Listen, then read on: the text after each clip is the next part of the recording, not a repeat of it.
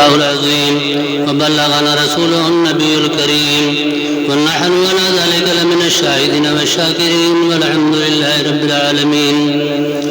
اس سے قبل کہ میں آپ حضرات کے سامنے اس ناقص زبان سے عرض کروں، میں اور آپ تمام حضرات خلوص و محبت کے ساتھ آقا نامدار مدنی تاجدار دونوں جہان کے مالک و مختار حضور سرور عالم صلی اللہ تعالی علیہ وسلم کی بارگاہ بے کس پناہ میں ہدیہ درود پاک نذرانہ پیش کریں. یہاں تک تو جائے رہی ہوگی. پڑھیں درود پاک. اللہم صلی علی سیدنا محمد معدن الجود والکرم وعلی آل سیدنا محمد وبارک وسلم صلی اللہ تعالی علیہ وسلم. جیسے کہ درود اور یاد نہ ہو تو وہ درود پڑھ لو جو اتحیات کے بعد میں پڑھی جاتی ہے، وہ اور زیادہ ثواب رکھتی ہے.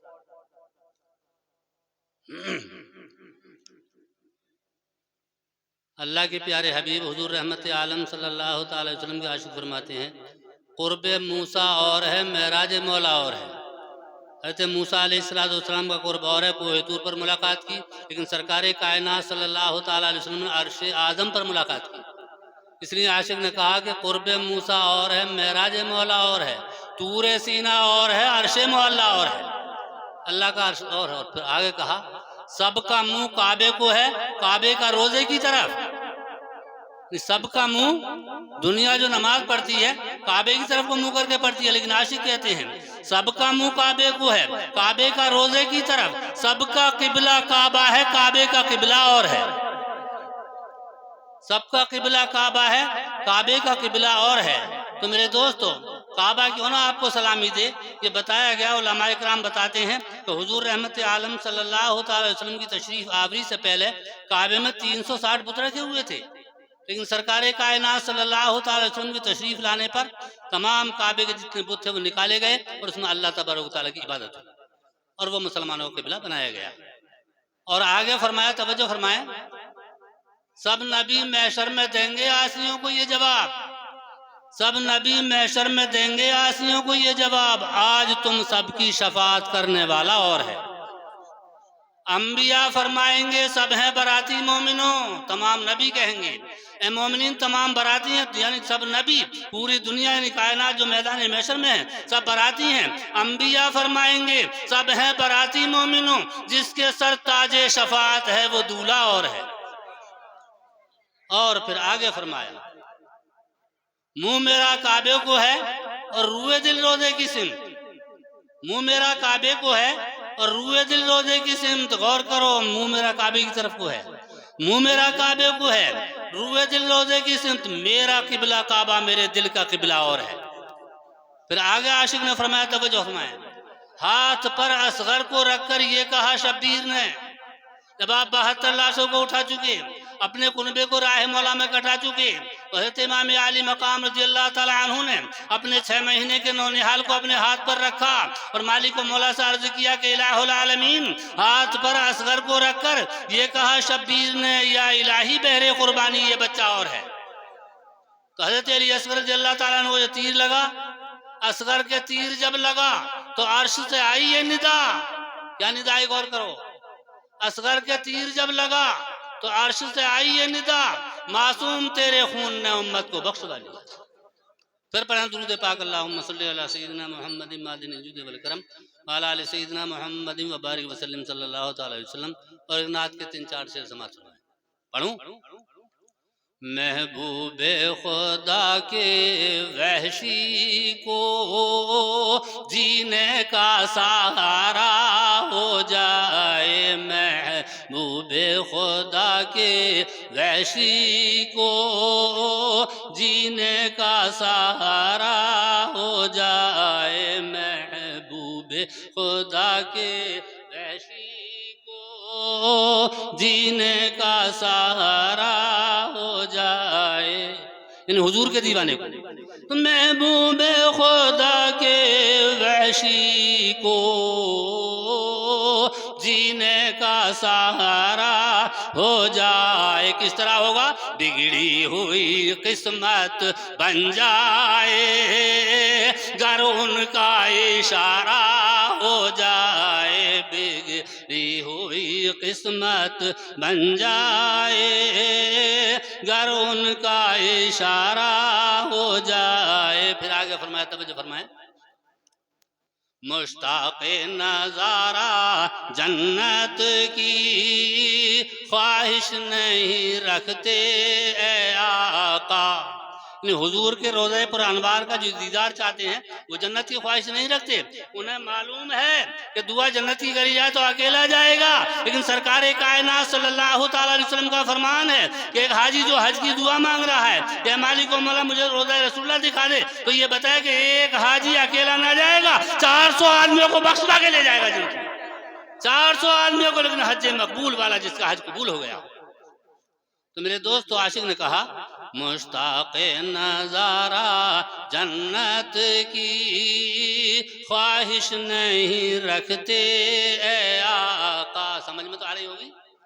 مشتاق نظارہ جنت کی خواہش نہیں رکھتے اے آقا. مشتاق نظارہ جنت کی خواہش نہیں رکھتے اے آقا. کچھ تو رکھتے ہیں، اس بات کی کوشش کرتے ہیں میرے آقا دیدار تمہارا ہو جائے. اس بات کی کوشش کرتے ہیں دیدار تمہارا ہو جائے. اس بات کی کوشش کرتے ہیں دیدار تمہارا ہو جائے. پھر آگے فرمایا، توجہ فرمائے، بڑے غور کرنے کا شعر ہے. اے عرش نشی لو لا کالاما، ایک بار تو ایسا ہو جائے. عاشق نے کہا، لب الباب، یہ عاشق نے کہا کہ عرش پہ جانے والے آقا، جب آپ عرش پہ پہنچے تو عرش کو عظمت والا بنا دیا، مکے میں پہنچے تو مکے کو معظمہ بنا دیا، مدینے میں تشریف لے گئے تو مدینے کو طیبہ بنا دیا. اے کملی والے آقا، جسے عزت ملی ہے تمہارے قدم کے ذریعے سے ملی ہے. اس لیے عاشق نے کہا، اے عرش نشی لو لا کالاما، ایک بار تو ایسا ہو جائے. غور کرو مسلمانوں، کیا ہو جائے؟ اے عرش نشی لو لا کالاما، ایک بار تو ایسا ہو جائے. کیا ہو جائے؟ ذرا غور کرو. تم عرش سے دل میں آ جاؤ تو میرے آقا پھر دل ہی مدینہ ہو جائے. تم عرش سے دل میں آ جاؤ تو دل ہی مدینہ ہو جائے. تم عرش سے دل میں آ جاؤ تو دل ہی مدینہ ہو جائے. اور توجہ فرمائیں، توجہ تو ہے. عاشق نے کہا، ذرا غور کریں، تم سامنے آؤ بے پردہ تو لطف ہے سجدہ کرنے میں. تم سامنے آؤ بے پردہ تو لطف ہے سجدہ کرنے میں. کیا مزہ ہے؟ غور کریں. تم سامنے آؤ بے پردہ تو لطف ہے سجدہ کرنے میں. پھر کیا مزہ ہے سجدے میں؟ قدموں میں تمہارے دم نکلے اور میرے مولا سجدے کا بہانہ ہو جائے. قدموں میں تمہارے دم نکلے، سجدے کا بہانہ ہو جائے. آخر کرتے ہوئے عاشق نے کہا، توجہ فرمائیں، دن رات تڑپتا رہتا ہوں، رو رو کے یہ کہتا رہتا ہوں. دن رات تڑپتا رہتا ہوں، رو رو کے یہ کہتا رہتا ہوں. کیا کہتا ہوں؟ سرکار کرم فرمائیں اگر تو مشکل میری آسان ہو جائے. سرکار کرم فرمائیں اگر مشکل میری آسان ہو جائے. محبوب خدا کے وحشی کو جینے کا سہارا ہو جائے۔ پھر درود پڑھیں اللہم صلی علی سیدنا محمد معدن الجود والکرم وعلی آل سیدنا محمد وبارک وسلم صلی اللہ تعالی علیہ وسلم۔ اللہ تبارک و تعالیٰ نے سب سے پہلے کسے پیدا فرمایا؟ غور کریں، سب سے پہلے مالک و مولا نے کسے پیدا فرمایا؟ انسانوں میں اللہ تبارک و تعالیٰ نے حضرت آدم علیہ السلام کو پیدا فرمایا، لیکن آدم کو تو پانی کی ضرورت تھی، آدم کو ہوا کی ضرورت تھی، آدم کو جانوروں کی ضرورت تھی، آدم کو گھاس کی ضرورت تھی۔ اس لیے اللہ تبارک و تعالیٰ نے زمین و زمین بنا کر جب زمین کانپنے لگی تو پتھر کی میخیں لگا دیں، یعنی پہاڑ بنا دیے گئے اور زمین ٹھہر گئی۔ پھر اللہ تبارک و تعالیٰ نے گھاس کو پیدا کیا، پھر اس کے بعد میں مویشی کو پیدا کیا، مویشیوں کو گھاس کی ضرورت تھی، اور ہوا کو پیدا کیا، ہوا کو پیدا کیا، پانی کو پیدا کیا۔ حضرت آدم علیہ السلام کو ظہور میں لایا مالک و مولا، اس لیے کہ آدم کو پانی کی بھی ضرورت تھی، ہوا کی بھی ضرورت تھی، اور میرے دوستوں مویشیوں کی بھی ضرورت تھی، گھاس کی بھی ضرورت تھی، لیکن ایک ایسی چیز سب سے پہلے پیدا فرمائی، نہ وہ گھاس کی محتاج تھی، نہ پانی کی محتاج تھی، نہ ہوا کی محتاج تھی، کسی چیز کی محتاج نہ تھی۔ سب سے پہلے مالک و مولا نے اپنے پیارے محبوب دانۂ غیوب صلی اللہ تعالی وسلم کو پیدا فرمایا اور یہ اعلان فرمایا کہ اے میرے پیارے محبوب، اب نہ تجھے گھاس کی ضرورت ہے، نہ تجھے ہوا کی ضرورت ہے، نہ پانی کی ضرورت ہے، نہ جانور کی ضرورت ہے، نہ گھاس کی ضرورت ہے، تیری ضرورت ہر چیز کو ہے۔ گھاس کو تیری ضرورت ہے، پھوس کو تیری ضرورت ہے، پانی کو تیری ضرورت ہے، ہوا کو تیری ضرورت ہے، انسان کو تیری ضرورت ہے، اس لیے زمین و زماں کو تیری ضرورت ہے۔ اے میرے پیارے محبوب، میں نے وہ چیز سب سے پہلے پیدا فرمائی جس چیز کی سب کو ضرورت ہے۔ تو اللہ تبارک و تعالیٰ نے اپنے پیارے حبیب حضور رحمت عالم صلی اللہ تعالی وسلم کو سب سے پہلے پیدا فرمایا۔ سب سے پہلے کسے پیدا فرمایا؟ حضور رحمت عالم صلی اللہ تعالی وسلم کے نور میں۔ کون آ گیا؟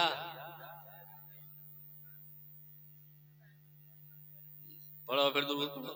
اللہم صلی علی سیدنا محمد معدن الجود والکرم وعلی آل سیدنا محمد وبارک وسلم صلی اللہ تعالی علیہ وسلم۔ حضرت آدم علیہ السلام کو زمین پر پہنچایا گیا، یعنی اللہ تبارک و تعالیٰ نے نور محمدی کو رحمت فرمایا تو یہ بتایا کہ جب حضرت آدم علیہ السلام کو بنا کر روح کو حکم دیا کہ روح حضرت آدم کے جسم میں داخل ہو تو روح اندر گئی۔ علماء اکرام بتاتے ہیں روح نے دیکھا اندھیرا ہی اندھیرا ہے، تو روح نے کہا کہ جسم آدم بنا سینہ تاریک تھا، سینے میں اندھیرا تھا، جسم آدم بنا سینہ تاریک تھا، جسم آدم بنا سینہ تاریک تھا، سینے میں اندھیرا تھا، جسم آدم بنا سینہ تاریک تھا۔ روح گھبرا کے کہنے لگی اس گھڑی، اور کیا کہا؟ اس اندھیرے میں کیسے رہوں یا خدا، اس اندھیرے میں کیسے رہوں یا خدا، نور احمد ملے روشنی کے لیے، اس اندھیرے میں کیسے رہوں یا خدا، نور احمد ملے روشنی کے لیے۔ تو اللہ تبارک و تعالیٰ نے حضرت آدم علیہ السلام کو نور محمدی عطا فرمایا۔ حضرت آدم علیہ السلام نے عرض کی کہ الہ العالمین یہ نور محمدی میرے ایسے حصے میں رحمت فرما جسے میں دیکھ لوں۔ حضرت آدم علیہ السلام کے ہاتھوں میں جب نور محمدی آیا تو آپ نے انگوٹھوں کو بوسہ دے لیا، انگوٹھوں کو بوسہ دیا اور آنکھوں پہ رکھا تو یہ بتایا مسلمانوں غور کر کے سنو، اللہ کے پیارے حبیب حضور رحمت عالم صلی اللہ تعالی وسلم فرماتے ہیں کہ جس کے پانچوں مرتبہ یعنی 5 دن میں 5 مرتبہ اذان ہوتی ہے اور 5 مرتبہ کا یہ معمول بنا لے کہ اذان کا جواب دیتا رہے اور انگوٹھوں کو یعنی بوسہ دے اور آنکھوں پہ رکھ لے، تو اللہ کے پیارے حبیب حضور رحمت عالم صلی اللہ تعالی وسلم کا فرمان ہے کبھی زندگی میں آنکھیں نہ دکھیں گے اور روشنی کم نہ ہوگی۔ اور یہ بھی بتایا کہ حضور رحمت عالم صلی اللہ تعالی وسلم کا فرمان ہے کہ آپ کے نام نامی و اسم گرامی کو بوسہ لینے کے بعد اگر کوئی دنیا میں رہے جب تک بھی رہے تو نہ آنکھ کی روشنی کم ہوگی نہ آنکھ دکھنے کے لیے آئے گی۔ اور حضور رحمت عالم صلی اللہ تعالی وسلم کہ نام پاک کو جب بوسہ لیا تو میرے دوستو جب بھی اذان سنو تو یہ بتایا گیا ہے، علماء اکرام بتاتے ہیں کہ ایک اذان کا جواب دینے میں یعنی میرے اوپر پابندی لگائی ہوئی ہے کہ تمہیں یہ باتیں بتانی ہے 2-4، ایک اذان کا جواب دینے میں حضور رحمت عالم صلی اللہ تعالی علیہ وسلم فرماتے ہیں جس سے ہم غافل رہتے ہیں، اذان ہوتی ہے دنیا کی باتوں میں لگ جاتے ہیں۔ اللہ کے پیارے محبوب دانۂ غیوب صلی اللہ تعالی علیہ وسلم کا فرمان ہے کہ جو ایک ٹائم کے وہ کلمے جو مؤذن کہہ رہا ہے انہیں دہراتا چلا جائے گا اور غور سے سنتا چلا جائے گا، محبت کے ساتھ سنے گا اور انہیں دہرائے گا تو 30 لاکھ نیکیاں پائے گا ایک ٹائم کا جواب دینے میں۔ ایک ٹائم کی اذان کا جواب دینے میں 30 لاکھ نیکیاں پائے گا۔ عورت جواب دے گی تو 15 لاکھ پائے گی۔ تو میرے دوستو اللہ تبارک و تعالیٰ کے پیارے حبیب کا فرمان ہے، اور جواب نہ دیا اذان کا تو میدان محشر میں گرفت ہوگی کہ اذان ہو رہی تم نے اس کا جواب کیوں نہ دیا۔ حضور رحمت عالم صلی اللہ علیہ وسلم کا فرمان ہے کہ اذان کا جواب دینے میں 15 لاکھ نیکیاں یعنی 30 لاکھ نیکیاں ملیں گی، اور جواب دینا واجب ہے۔ اگر جواب نہ دیا گیا تو میدان محشر میں اس کا مواخذہ لیا جائے گا، حساب دینا پڑے گا کہ اذان ہوتی تم نے جواب کیوں نہ دیا۔ آقا نامدار حضور رحمت عالم صلی اللہ تعالیٰ علیہ وسلم کا فرمان ہے، غور کریں۔ حضور رحمت عالم صلی اللہ تعالیٰ علیہ وسلم فرماتے ہیں کہ 5 ٹائم کی اذان کا جواب خطبے کی اذان پہ آ جائیے۔ حضور رحمت عالم صلی اللہ تعالی وسلم کا فرمان ہے کہ اذان 5 ٹائم کی بھی اذان ہے اور خطبے کی بھی اذان ہے، لیکن سرکار کائنات صلی اللہ تعالی وسلم فرماتے ہیں کہ خطبے کی اذان کا جواب زبان سے نہ دیا جائے گا۔ خطبے کی اذان میں انگوٹھے نہ چومے جائیں گے، نہ بوسہ لیا جائے گا، نہ آنکھوں پر رکھا جائے گا، نہ دامن ہلایا جائے گا، نہ ہاتھ پیر ہلایا جائے گا۔ حضور رحمت عالم صلی اللہ تعالی وسلم کا فرمان ہے کہ جو خطبے کی اذان سن کے یعنی خطبہ اذان شروع ہوئی، اللہ اکبر کا لفظ نکلا اور جب تک خطبہ آخر تک ہو، خطبے کی اذان شروع ہوئی اور خطبے کے آخر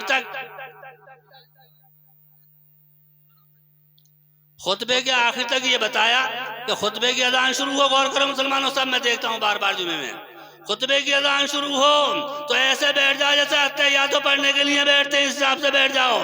اور پھر سرکار نے فرمایا کہ اگر تم اس حساب سے بیٹھ گئے خطبے کی اذان میں، 4 زانو نہ بیٹھے، ہاتھ پیر پھیلا کے نہ بیٹھے، اور خطبے کی اذان میں صرف اس حساب سے بیٹھ گئے جیسے اتحیات پڑھتے ہیں، نہ دامن کو ہلایا، نہ ہاتھ کو ہلایا، نہ کسی چیز کو ہلایا، نہ ادھر ادھر کو ہٹے، اور اسی حساب سے بیٹھے رہے، تو حضور رحمت عالم صلی اللہ تعالی وسلم کا فرمان ہے کہ پورے ہفتے کے چھوٹے چھوٹے گناہ بخش دیے جائیں گے۔ جو خطبے کو جس حساب سے سنے گا، یعنی خطبے کو جس حساب سے سنے گا، اتحیات پڑھ رہے ہیں، نہ کسی سے کلام کر رہا ہے، نہ 4 زانو بیٹھا ہے، 2 زانو بیٹھا ہوا ہے اور خطبے کو سن رہا ہے، اذان کو بھی سن رہا ہے، 2 زانو بیٹھا ہے، تو اللہ کے رسول کا فرمان ہے کہ اس کے چھوٹے چھوٹے گناہ معاف ہو جائیں گے ایک ہفتے کے۔ اب پھر جب اذان سن لی تو اب اسے بھی غور کرو۔ اب تکبیر ہوئی تو تکبیر ہونے کے بعد میں امام صاحب نے کہہ دیا اللہ اکبر، غور کرو، تو ہم کہیں ادھر کو آؤ ادھر کو آؤ، سوچو ذرا مسلمان، ہم ادھر ادھر کو کہہ رہے ہیں، تکبیر اولیٰ کا تو بہت بڑا ثواب ہے، ہم کہہ رہے ہیں کہ ادھر کو کم رہ گئے آدمی، ادھر کو آؤ ادھر کو کم رہ گئے۔ اللہ کے رسول نے فرمایا کہ تکبیر اولیٰ کا بہت بڑا ثواب ہے، اگر تجھے تکبیر اولیٰ کہنی ہے تو اس حساب سے یعنی پہلے ہی کھڑا ہو جا کے ادھر ادھر کو ہٹنا نہ پڑے، اور امام کے ساتھ ساتھ امام سے تھوڑی سی بعد میں سبحانہ یعنی الحمد شروع کرنے سے پہلے کچھ دیر پہلے اللہ اکبر کہے، تکبیر اولیٰ کا ثواب پائے گا، تکبیر اولیٰ مل جائے گی اور سبحانہ بھی پڑھ لے گا۔ تو نماز میں اس حساب سے بیٹھنا چاہیے۔ حضور رحمت عالم صلی اللہ تعالی وسلم کا فرمان ہے، نماز بتا دوں، اجازت ہو تو بتاؤں تھوڑی دیر، اور نہ ہو تو بھیا میں اتنا پڑھیا نہ ہوں تو لگا ہی تو درود پاک پڑھنا، اللہم صلی علی سیدنا محمد معدن الجود والکرم وعلی آل سیدنا محمد وبارک وسلم صلی اللہ تعالی وسلم۔ پہلے تو اذان یعنی نماز کے لیے بتایا پہلے وضو کیا جائے گا۔